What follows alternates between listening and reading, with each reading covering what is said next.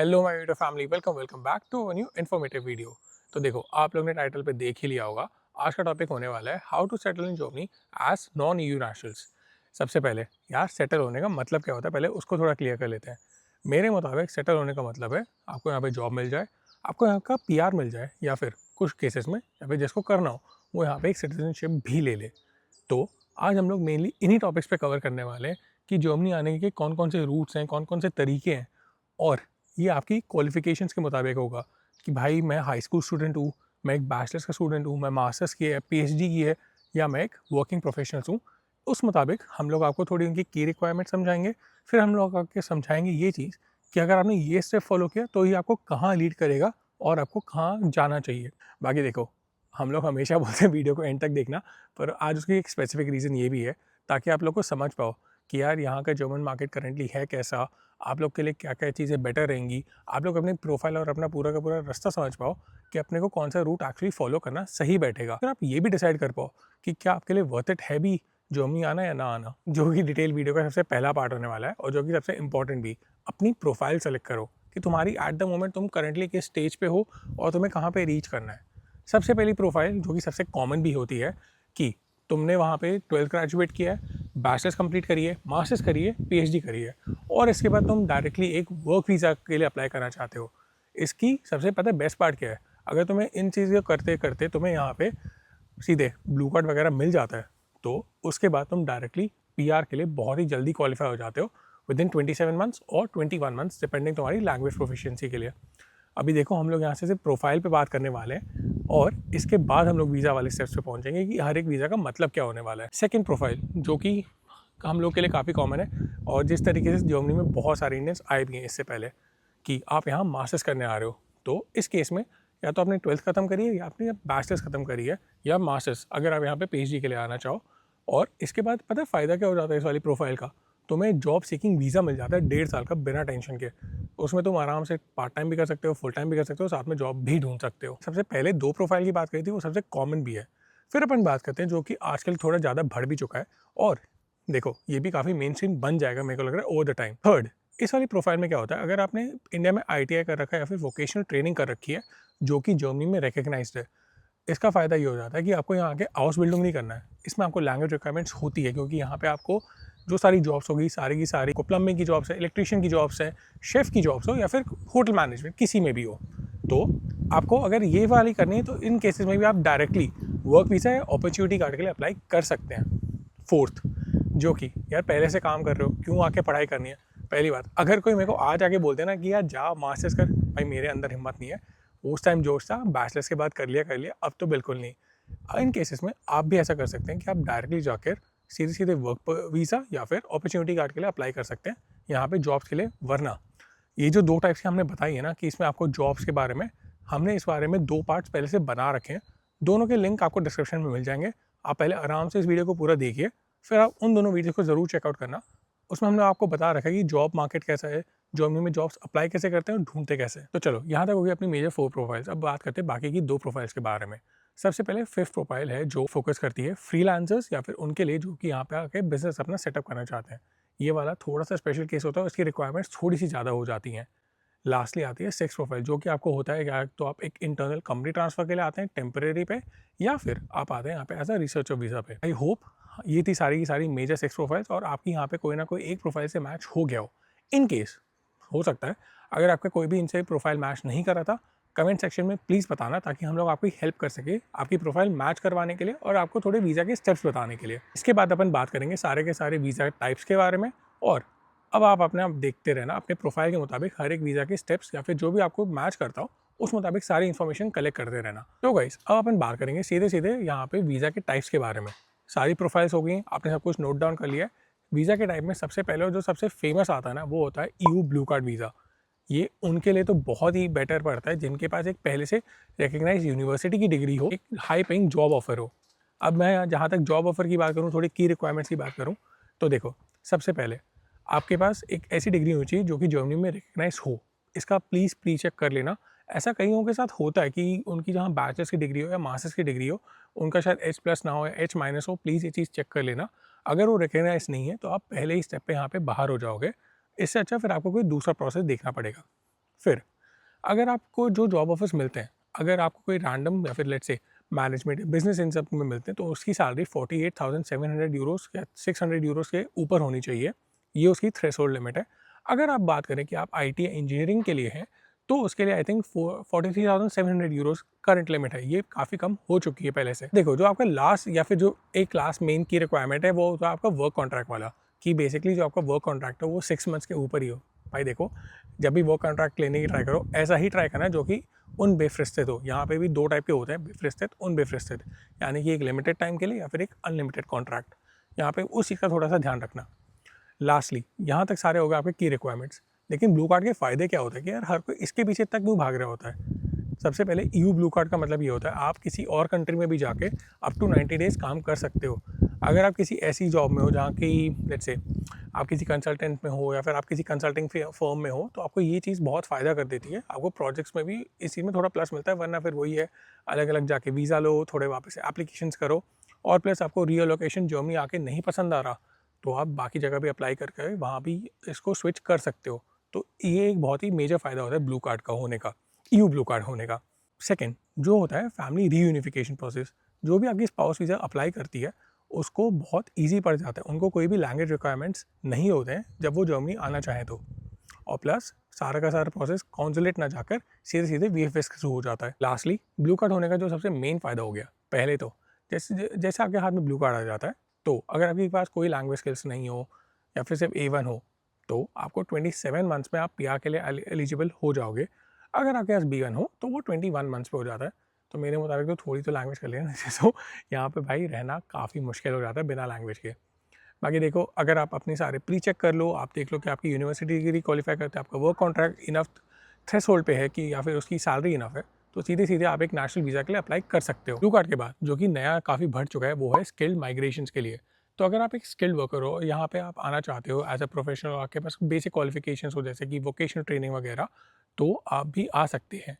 इसके में क्या होता है कि आप सीधे सीधे यहाँ पे आके as a industry worker, plumber, electrician, इन सब की जॉब्स को आप उसके लिए क्वालिफाई हो जाते हैं। आपको पहले जॉब्स के लिए देखना पड़ेगा, आपको एक वर्क कॉन्ट्रैक्ट होना यहाँ पे कंपलसरी है। उसके बाद आप सीधे सीधे एक नेशनल वीज़ा के लिए अप्लाई कर सकते हैं। वो होगा आपका 18A ऑफ रेसिडेंस एक्ट। इसके अंदर आप जब यहाँ अप्लाई करते हैं, आप नॉन एजुकेशनल बेसिस पे यहाँ पे आते हैं। इस वाले वीज़ा टाइप के अंदर जो कि रोल्स होते हैं वो होते हैं नॉन अकेडमिक स्किल्ड रोल्स। ये 18A का रेसिडेंस एक्ट के ऊपर आता है।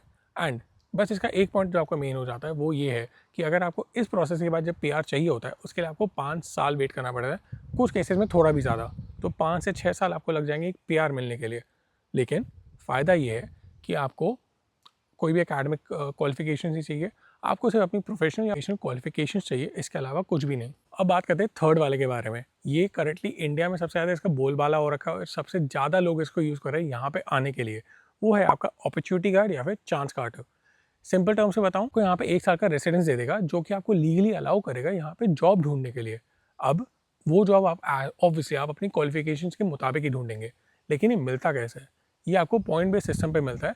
पॉइंट्स आपके आते हैं आपके एजुकेशन क्वालिफिकेशन, आपके यूनिवर्सिटी क्वालिफिकेशन, आपके प्रोफेशनल वर्क एक्सपीरियंस, आपकी लैंग्वेज, आपकी एज, या फिर प्रायोरिटाइज टू जर्मनी के बेसिस पे।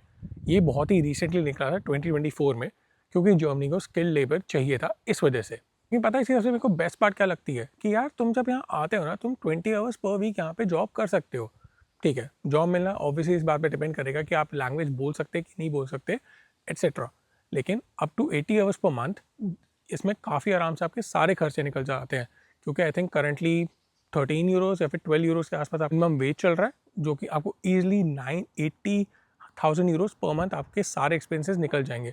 हाँ, ट्राई ये करना कि बड़े सिटीज़ में ना रह लो, कि यार तुम हैम्बर्ग आ गए, म्यूनिक रह गए, फ्रैंकफर्ट रह गए, फिर तो भाई तुम्हारा रेंट ही 600-700 चला जाएगा या फिर इसके ऊपर चले जाएगा, तुम नहीं रह पाओगे। तो छोटे सिटीज़ में आना जो थोड़े आसपास हो।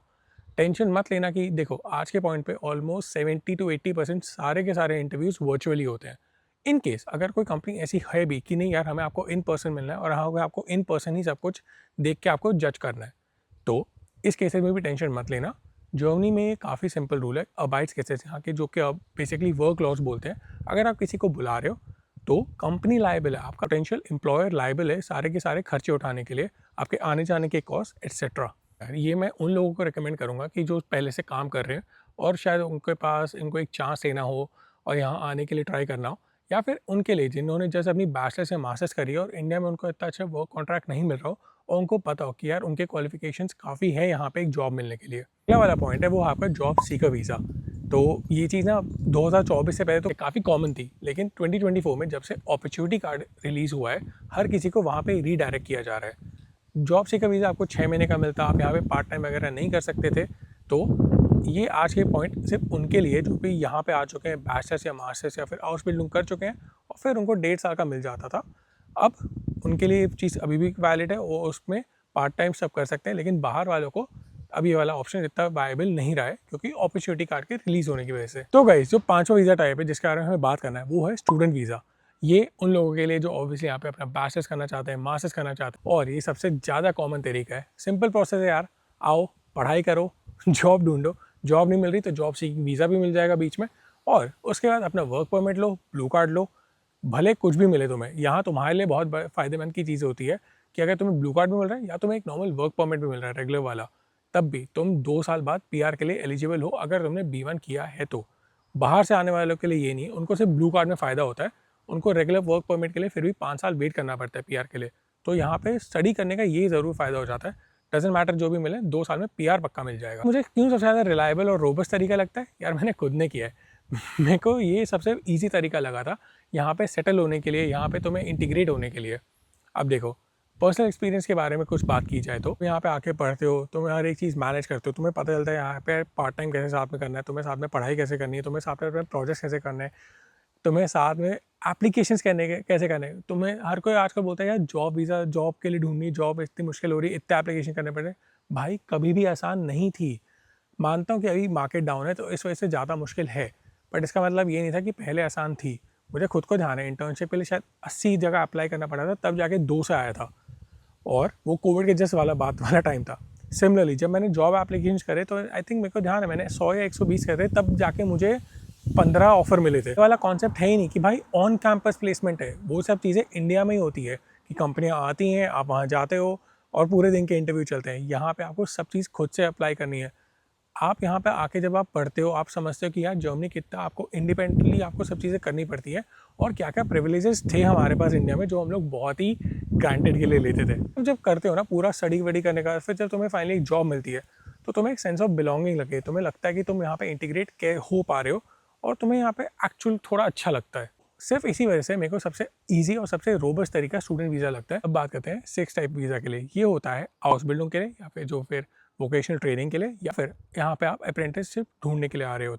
तो देखो, इस वाले केस में आपको सिंपल है, अगर आप यहाँ पे हाउस बिल्डिंग ढूंढने आ रहे हो या फिर दूसरे वाले के लिए भी, आपको एक 12th ग्रेजुएट और आपकी एज 35 के नीचे होनी चाहिए।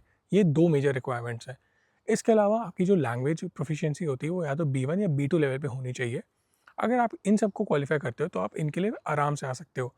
हाउस बिल्डिंग ढूंढने के तरीके काफ़ी सिंपल है, हम ये सारे लिंक्स आपको डिस्क्रिप्शन में डाल देंगे, आप वहाँ से आराम से चेकआउट कर सकते हो और अपने रोल्स के मुताबिक अप्लाई कर सकते हो, देख सकते हो कि कंपनी की रिक्वायरमेंट्स क्या क्या है। इसके अलावा अगर आपको आप ये सोचो नहीं यार मेरे पास ये सारे रिक्वायरमेंट्स है, मेरे पास यहाँ पे एक्सपीरियंस है और मेरे पास लैंग्वेज वगैरह है, लेकिन मेरे को इतना मिल नहीं पा रहा है, इस केस के अंदर आप सीधे के सीधे अप टू 9 मंथ्स जर्मनी के सीकर वीज़ा पे आ सकते हैं और यहाँ आके खुद ये सब ढूंढ सकते हैं। जैसे आपके यहाँ पे हाउस बिल्डिंग खत्म हो जाए, आराम से एक फुल टाइम जॉब ढूंढ सकते हो।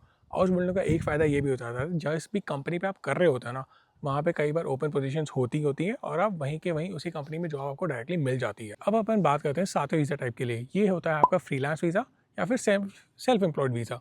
इसमें आप यहाँ पे एज अ फ्रीलांसर काम कर सकते हैं या फिर आप अपना बिजनेस सेटअप के लिए। तो अगर आप फ्रीलांस पर काम करना चाहें और आपकी ऐसी कोई जैसे ऑर्थोडॉक्स जॉब नहीं है कि आपके रोल्स ईजिली कंपनी में अवेलेबल नहीं होते, आप एज अ कंसल्टेंट काम करते हो एक्सटर्नल हायर के लिए, या फिर आप आर्टिस्ट हो या फिर आप कोई ट्रांसलेटर एक्सेट्रा हो, इन केसेस में क्या होता है कि आपको पहले प्रूफ दिखाना पड़ेगा कि आपकी फाइनेंशियल स्टेबिलिटी के बारे में, फिर आपको अपना क्लाइंटेल का प्रूफ दिखाना पड़ेगा, एंड ये प्रूफ करना पड़ेगा कि यहाँ पे आपका लिए मार्केट है कि आप यहाँ पे सर्वाइव कर पाओ। आपको ये सारे प्रूफ दिखाने पड़ेंगे, तब आपको एक फ्रीलांस वीज़ा मिल जाएगा। फ़ायदा ये है कि भाई तुम्हारे पास ऑप्शन होता है एज अ फ्रीलांस के अंदर कि तुम्हें यहाँ पे रेंट या फिर जो बेसिकली अपने पेंशन के पैसे वो देने हैं कि नहीं देने, या आप अपने पास खुद रख सकते हो पूरा का पूरा। वाला वीज़ा होता है वो होता है आपका बिजनेस वीज़ा। इसके लिए थोड़े से चौंसले ज़्यादा है। सबसे पहले आपको कन्विंस करना पड़ेगा कि आपका जो बिज़नेस प्लान है वो लेट्स से स्टेबल है और या फिर वो आपको प्रॉफिट लाएगा। सेकंड, कि जो भी आप बिजनेस सेटअप कर रहे हो ग्रोथ होगा यहाँ पे और उसको यहाँ पे एक रीजनल को भी प्रॉफिट मिलेगा। थर्ड, आपको ये सब करने के बाद भी ना आपको 1 से 3 साल का ही वीज़ा मिलेगा, आपको वो भी एक टेम्परेरी वीज़ा होगा। अगर आपका बिजनेस प्रॉफिट लाता है तब जाके आप उसको एज अ पीआर में कन्वर्ट कर सकते हो। इस वाले में बस एक छोटा सा एक्सेप्शन है, अगर आप 45 एज के अबाव हो तो आपको प्रूव करना पड़ेगा कि पेंशन के सोर्सेस हैं और आपको कहीं दिक्कत नहीं है और आपको अपना पूरा फाइनेंसिंग का सब कुछ क्लियर करना पड़ेगा। अब ये है लास्ट वाला, ये होता है आपका आईसीटी, इंटरनल कंपनी ट्रांसफर्स, या फिर आप रिसर्चर वीज़ा के लिए आ रहे हो। इन केसेस में आपको डायरेक्टली अगर आपको फंडिंग मिल रही है जर्मनी में या फिर आप बहुत एक स्पेशलाइज फील्ड के लिए आ रहे हो तो आप डायरेक्टली अप्लाई कर सकते हो। फ़ायदा ये होता है ये वाले वीज़ा आपको बहुत जल्दी मिल जाते हैं, लेकिन पॉइंट ये भी रहता है कि ये जो सारे के सारे वीज़ा होते हैं ना, ये बहुत ही फिक्स पीरियड के लिए होते हैं, 1 से 3 साल के लिए।